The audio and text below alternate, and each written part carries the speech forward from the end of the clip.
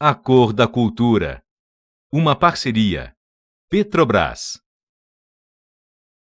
CEPIR, MEC, Fundação Cultural Palmares, Cidan, TV Globo e Canal Futura.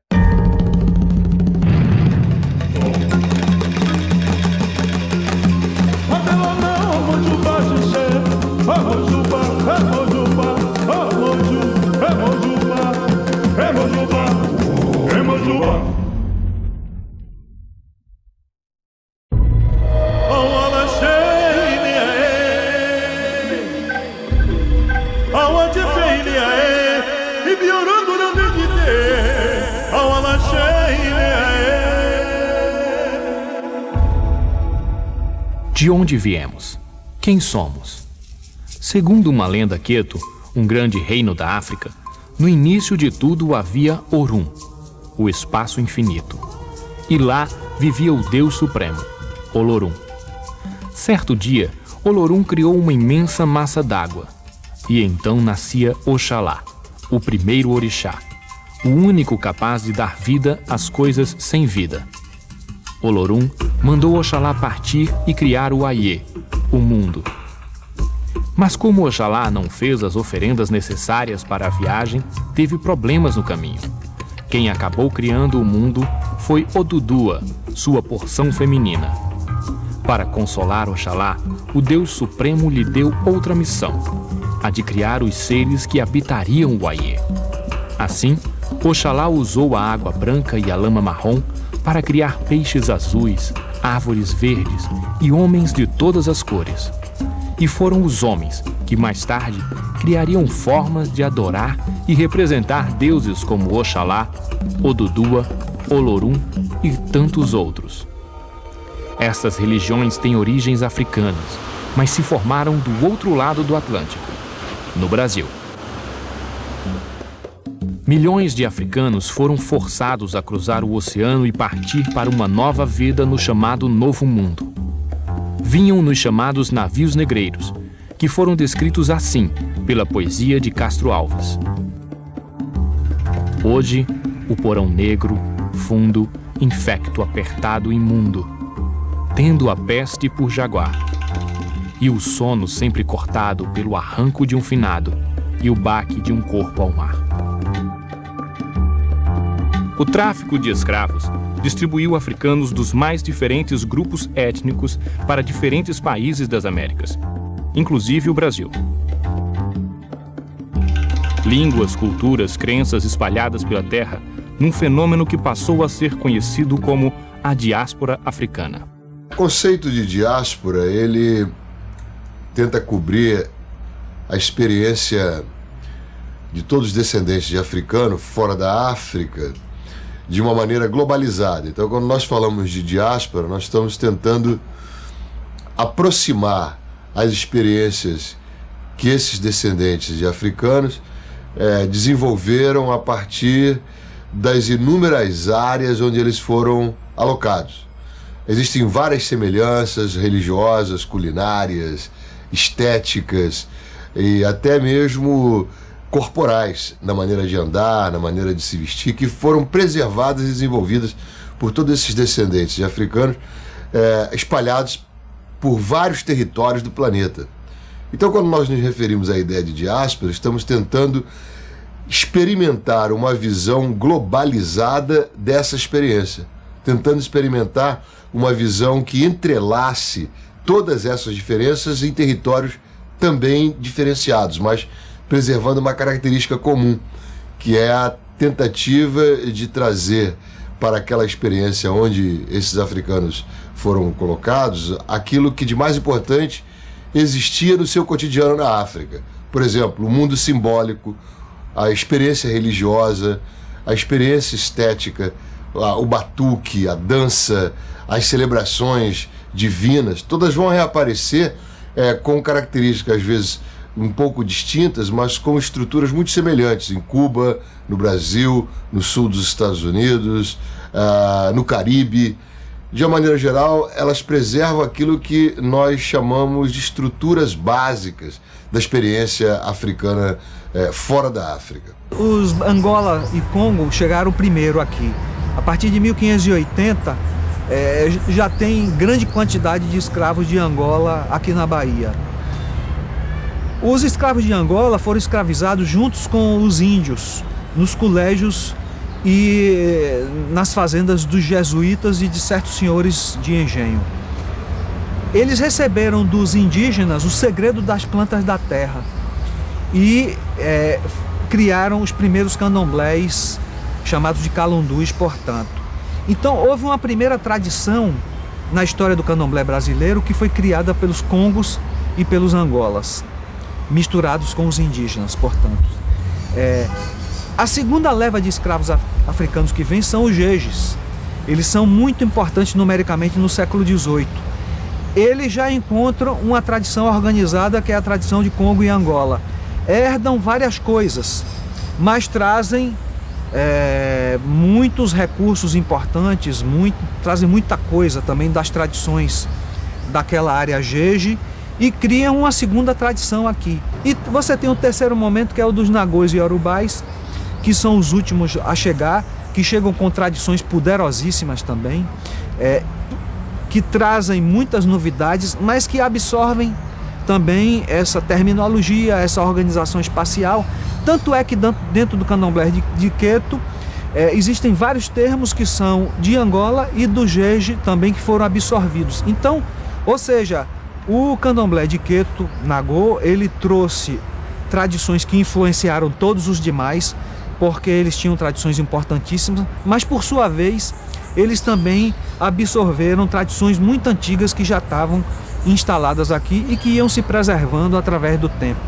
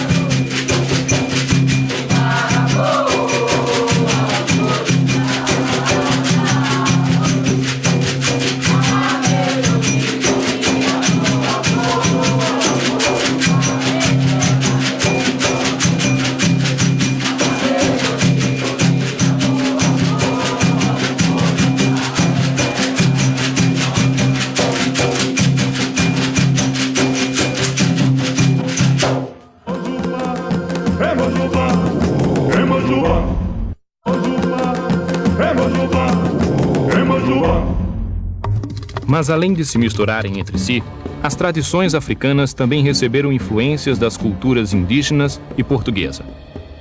Esse cruzamento, que se conhece por sincretismo, é a base da criação de religiões como a Umbanda, o Catimbó e a Jurema nordestina.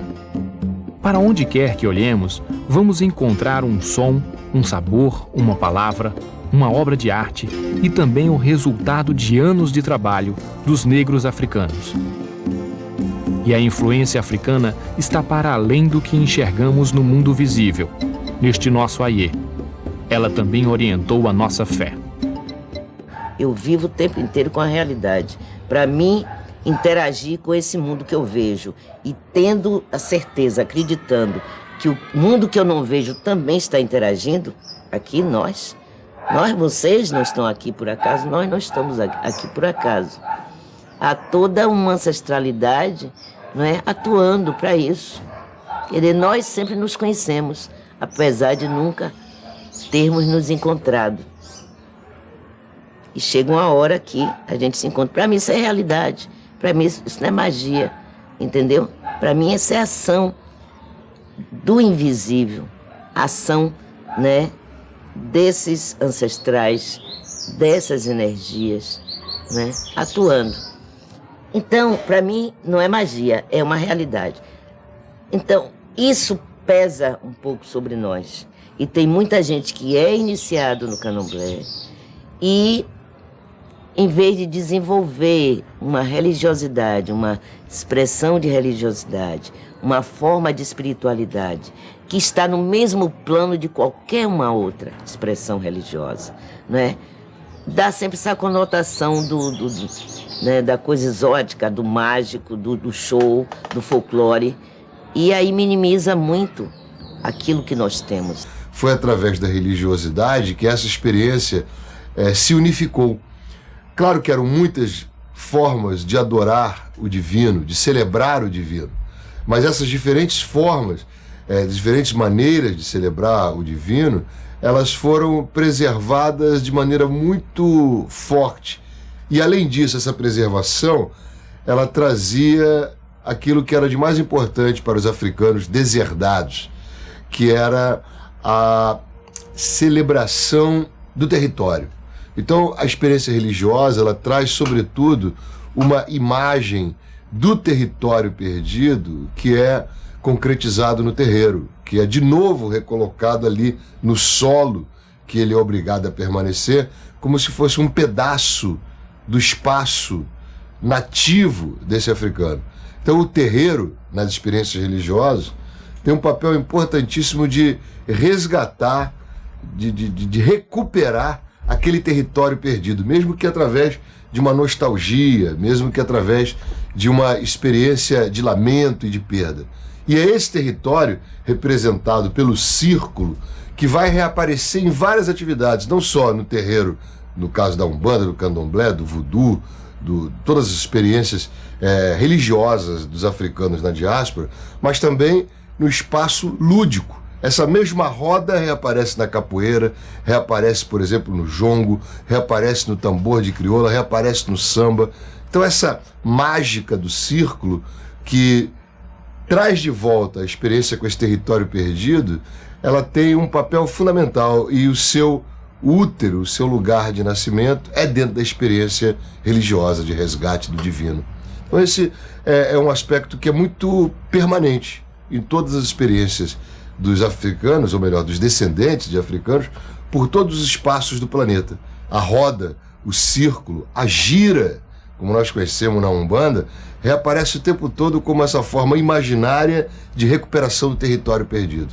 E a religião tem um papel aí fundamental, é o motor para que se desenlace esse tipo de amarração com um passado que é irrecuperável. Pelo contrário, a religião recupera, mesmo que simbolicamente, esses cacos do passado que foi expropriado dos descendentes de africanos. A gente não tem, se a gente for em África, eu já tive a experiência de estar em Luanda e no Benin, ou Benin, como queiram. E você realmente sente, você vê, você consegue ver, não é?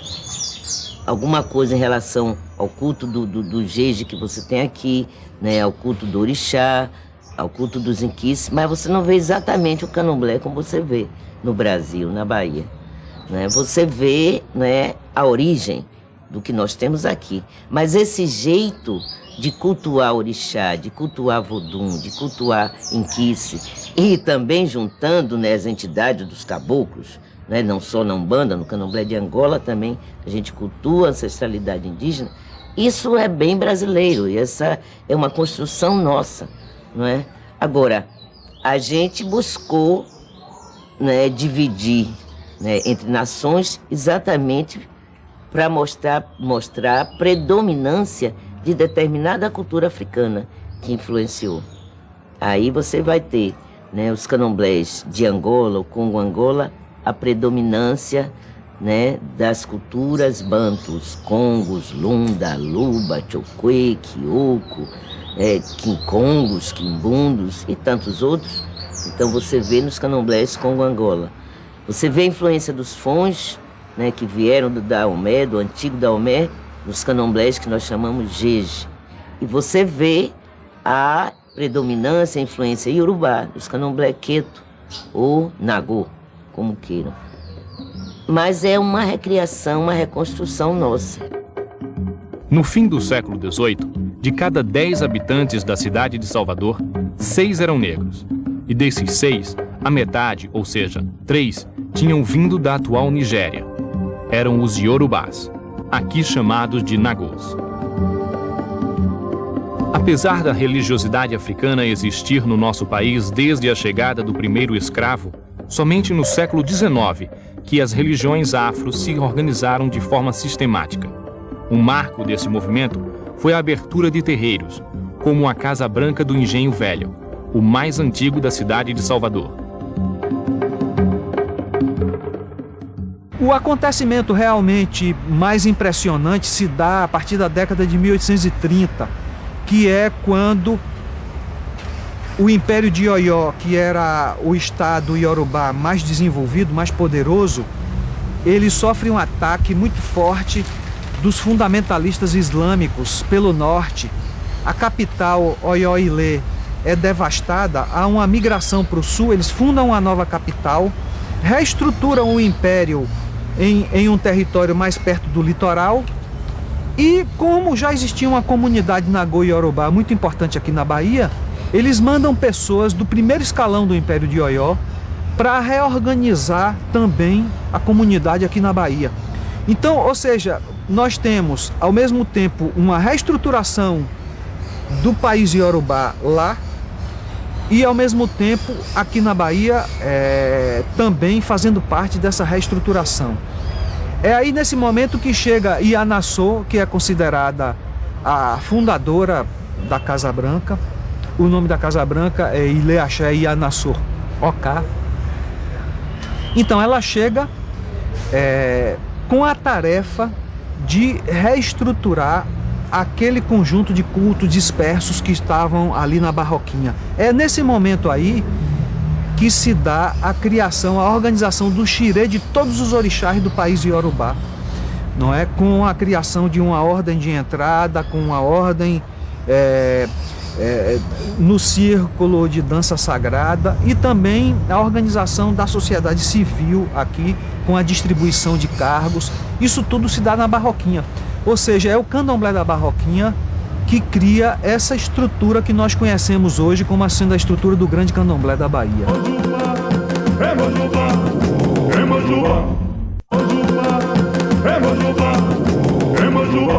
Os nagôs chegaram já mais numa segunda fase, mas eles trouxeram também uma contribuição enorme, porque eram reinos inteiros que chegavam aqui. Reis, rainhas, princesas, e eles traziam suas religiões, seus símbolos, suas divindades, seus mitos. E tudo isso ficou tão forte, e não posso negar, eu sou de tradição iorubana, nagô, queto, mas existe muito fortemente no Brasil uma presença de Angola, uma presença do jeje. E segundo os lugares de onde vieram as pessoas que implantaram a religiosidade africana aqui, nós chamamos de nações. Então, nós temos a nação iorubá, que é nagô, queto, temos a nação jeje, temos a nação Angola. E é um erro, é um equívoco quando se fala em Bahia e só se fala no iorubá, porque existe uma iorubanização de Salvador e da Bahia. É um erro. Porque o povo que veio, né, os iorubás, chegaram depois, quer dizer, e antes. Quando chegaram aqui, não tinha negro na Bahia? Claro que tinha. O recôncavo está aí para nos dizer, não é? A zona rural está aí para nos dizer. Você encontra tantos sinais da presença banto muita coisa que é banto, talvez hoje a gente nem identifique enquanto banto. Já é brasileirismo, já está misturado. Porque o povo banto chegou desde o início, não é? Os portugueses nos colonizaram. Também eles chegaram primeiro lá na Foz do Congo.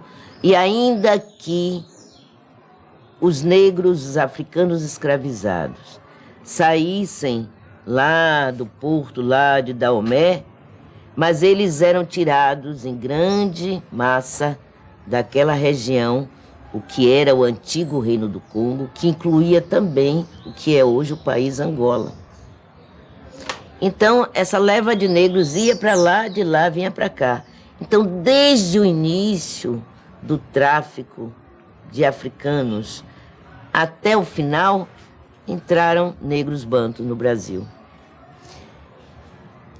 E aí eles forjaram, juntamente com indígenas, com portugueses, forjaram essa nossa cultura, né? E essa formação do povo brasileiro. Hoje em dia a gente vê dentro de casas de candomblés de origem iorubá, com voduns, que são divindades fões, povos com algumas semelhanças e adquirindo alguns elementos da tradição banto, como o culto ao caboclo. Então, assim, eu acho que nós somos, originalmente, tradição religiosa afro-brasileira. Nós temos uma matriz africana, mas não somos africanos. Eu acho que o grande valor desse sincretismo é resgatar isso tudo hoje em dia.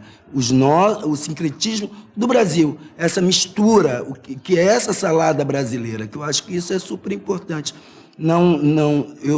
Eu acho que a gente cada dia mais está conhecendo um pouco mais a África, mas eu acho que a gente também tem que estar conhecendo um pouco os nossos valores brasileiros. O que formou esse povo, que é o negro, é o índio, né, os vários povos africanos, e uma coisa que eu gosto muito, quando se fala que pouco se percebe de um trabalho de Ney Lopes, o que é você ser brasileiro puramente, você falar moleque, bunda, e por aí vai, cochicho, zanga, são palavras de origem banto que nós falamos comumente. Isso é sincretismo, entendeu? Então eu acho que a gente tem que estar valorizando cada vez mais essa identidade brasileira. E essa religiosidade dos bantos tem também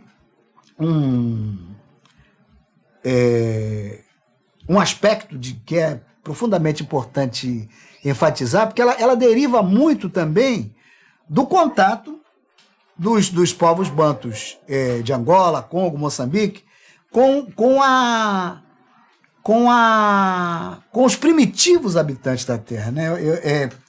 Pelo fato de serem preferencialmente os escravos rurais, esses provenientes do território banto da África, né? Eram prioritariamente escravos rurais. Então, essa ruralidade fez com que essa vertente, esse contingente de africanos, fosse o que mais contato teve com os primitivos habitantes da terra, com os indígenas. Certamente trocaram experiência no campo das plantas, no campo da medicina empírica, mas efetivamente importante, que é a medicina tradicional dos vegetais, etc. E até no campo religioso mesmo. Então, eu não me pejo em afirmar que o segmento banto, dentre as matrizes que formaram a africanidade no Brasil, independente da importância dos outros segmentos, o segmento banto, a matriz banta, foi a matriz mais profundamente influente na africanidade no Brasil. A trajetória das religiões afro-brasileiras é uma lição de fé, dignidade e resistência. A filosofia banto nos ensina que nós somos como o sol. Todo ser humano nasce a cada dia, se expande como o sol, cai no horizonte para tornar a renascer. E a gente está no mundo para brilhar, para ser feliz. A gente não nasceu para ser infeliz. A gente nasceu para ser feliz. E cada um que pegue o seu raio de sol e brilhe o mais intensamente que possa brilhar, porque todo ser humano nasce com seu raio de sol. Não deixe perder nunca aquele raio de sol que lhe foi dado. Brilhe, brilhe intensamente e seja no mundo, sempre.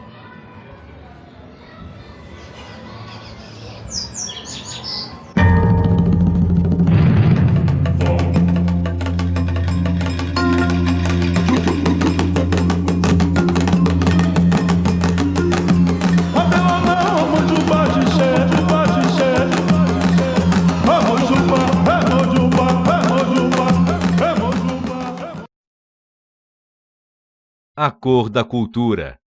Uma parceria. Petrobras. CEPIR, MEC, Fundação Cultural Palmares, Cidan, TV Globo e Canal Futura.